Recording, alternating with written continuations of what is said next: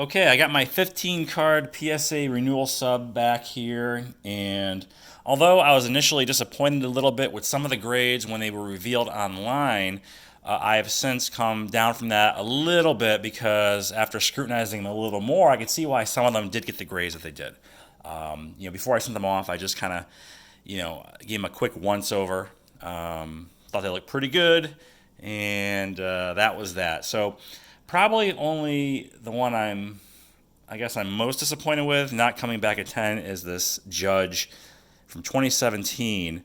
This was purchased raw for like $50. And of all the cards I sent, I thought this was the crispiest looking card. Everything is sharp, tight, clean, and it's a 9. And I don't know, it's hard to value this. You don't see a lot of these on eBay. His heritage is way more popular and way more valuable, but I just prefer the way this one looks. So anyhow, I guess it could have been worse. So I'll take the 9 on that. And up next was a collectible card club pull, I think a couple of months ago. The 81 Topps Ricky Henderson. Now, I thought it looked really good. Maybe an outside shot at a 10, but I got a 9. And I'm fine with that because this cardboard is so soft, and getting a 10 on this would be like a huge win.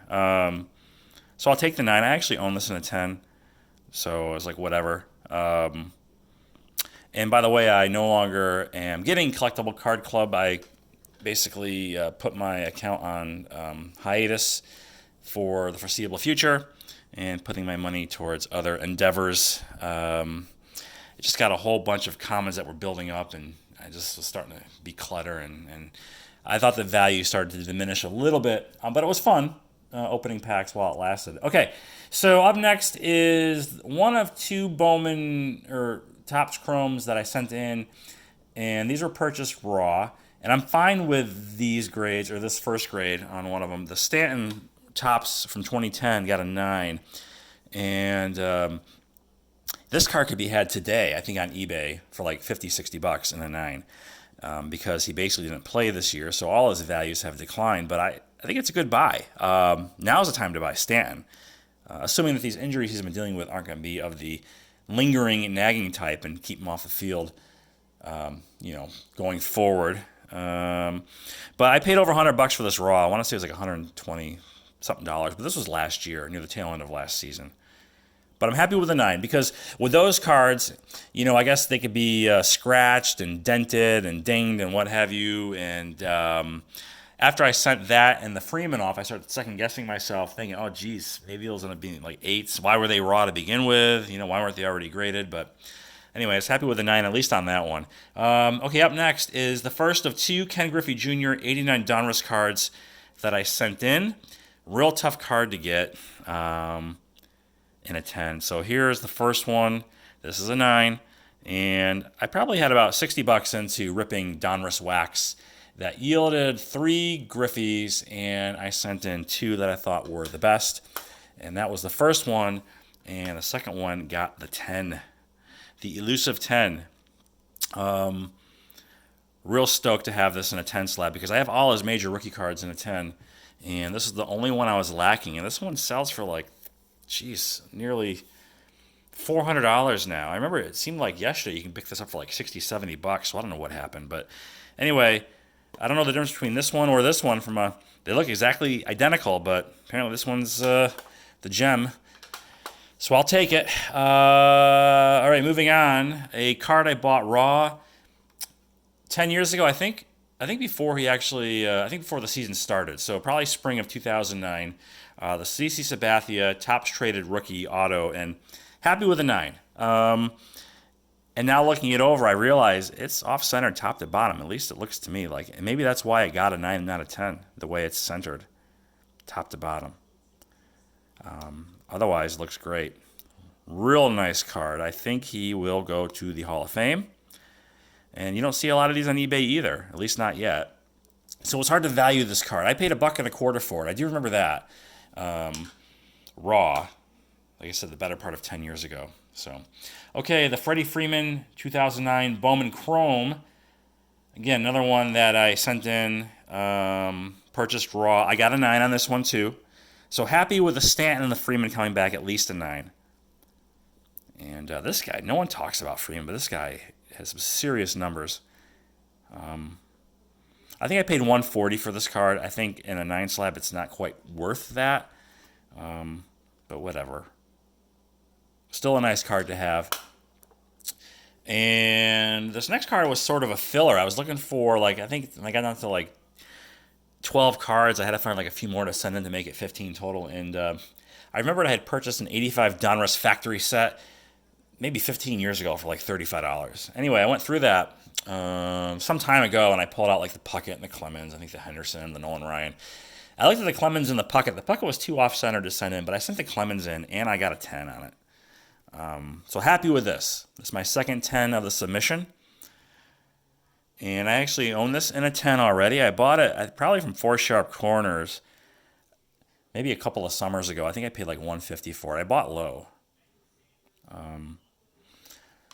So happy with that, to say the least. And tough card to get in a 10.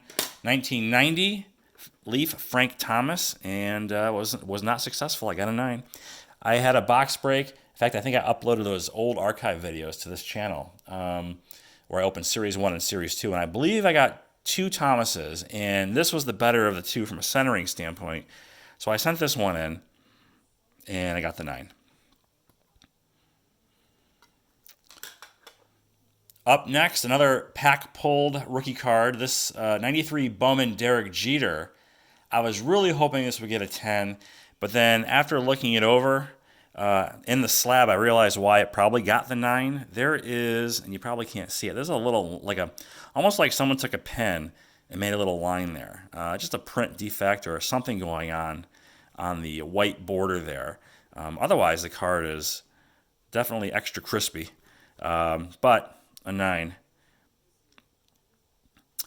And I'm fine with that. I don't have that card slabbed, and I think 10s are probably, all his rookie cards are really just going, I think they've taken a little bit of a step back, but they're really going to shoot up in a few months, I think, because he's going to get elected to the Hall of Fame.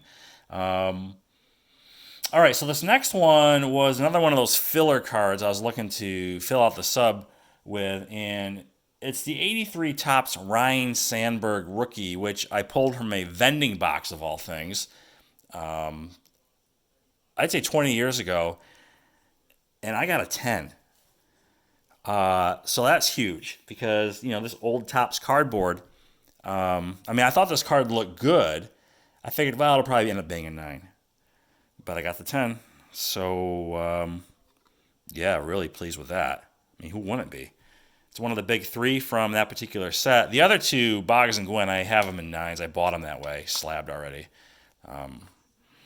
Okay, let me just straighten these out here a little bit. This next one, initially for me, I was like, what the F when I saw the grades online. And then when I got the card in hand, I really looked it over, and now I know why I got the grade it did. It has a little bit of an indentation on the back, and it's the Jeter. I guess of all the cards I sent in, this is the one I can care less about getting a bad grade on. This Fleer XL Jeter. It's a minor league card. It's not all that popular. I think in a 10, it's like maybe $1.50 at most. But there is, let me see where it was. There was like a line, almost like an indentation somewhere on this card that I missed.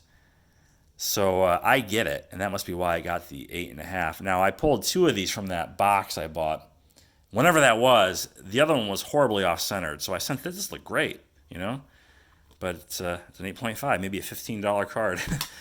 All right, so my childhood mantle that I got from my uncle many, many years ago, sent it into PSA when I first signed up back in the late 90s. It was returned to me unslabbed because there was a mark on it or something, and I could see it. I could see what they're talking about. But it got slabbed this time, and I got a PSA 5 MC qualifier. And I didn't even think about the miscut or the off-center. I just never really noticed it. But yeah, definitely. In fact, it's very similar to my 52 Topps mantle in that I have just a small sliver of white border along the top that you could see. The cardboard itself, now, if this was perfectly centered and I sent this, and I would think maybe we've got a 3, maybe a 4. But it got a 5. But I suppose had I asked for no qualifiers, I don't know if they would have dropped it down 2 and given me a PSA 3, or maybe the miscut is so severe they had to have a qualifier no matter what. So maybe, anyway, it's slabbed. I don't really care. I just wanted to get it in a holder. It's more sentimental, if anything, to me than, I guess, monetary value. Okay, so my 89 Upper Deck Ken Griffey Jr. that I pulled from the Collectible Card Club, I thought for sure was going to be at least a 9. I got an 8 on this thing. And I think I know why. There are some slight imperfections when I looked at it real close. I mean, I thought, okay, if anything, the centering is a little bit off. But I've seen 10s with worse centering. I was thinking this would be at least a 9. But where the hell is it? I can't really pick it out on here. But there is some stuff going on with it up on further review. So I got an 8. So whatever. I have an 8, I have a 9, I have a 10. And that's the Griffey Star Rookie. And lastly, even if all these grades were disappointments to me, it wouldn't have mattered because this got slabbed. And it's my 93 SP Jeter Rookie. And I got an 8, which I'm very happy with on this card. This card has been handled so many times over the years. Bought it raw for like $45. Probably 20 years ago. It's been in and out of top loaders, in and out of soft sleeves, pro molds, you name it. And this is its final resting place in an 8 slab, and I am stoked because, you know, notoriously cut short from the factory. First time I sent this in a couple of years ago, I got the N6 or N7, and just took a chance, and I got through. I mean, I didn't cut the card. This is factory, factory cut. So big card. This is like a $600-700 card in the slab, in an 8 slab, and so that's going to see probably a huge bump in a few months. I already own it in an 8.5. I went ahead and bought it because this had gotten returned to me, and I wanted a graded copy.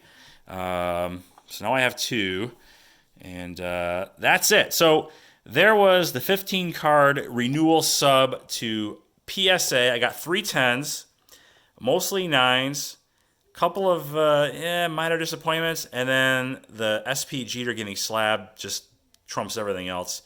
As always, thanks for watching, and I will talk at you later.